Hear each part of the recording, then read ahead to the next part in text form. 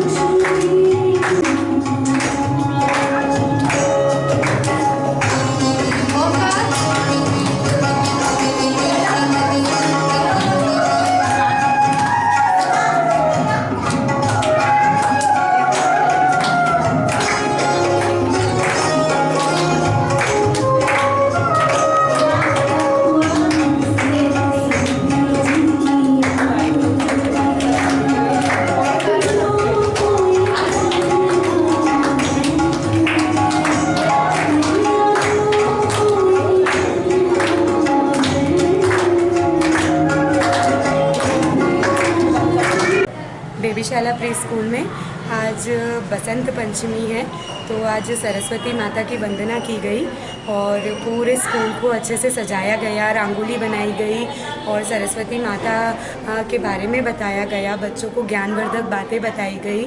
और उसके अलावा जो हमने आज जो सबसे स्पेशल किया है वो ये है कि बच्चे जो है, सरस्वती माता तो बच्चों के लिए ज़रूरी है, उनके बिना तो ज्ञान मिल ही नहीं सकता, लेकिन उसके साथ साथ में हमारा एकमात्र उद्देश्य यह है कि हम बच्चों को उनकी मोरल वैल्यूज़ को बढ़ाएं।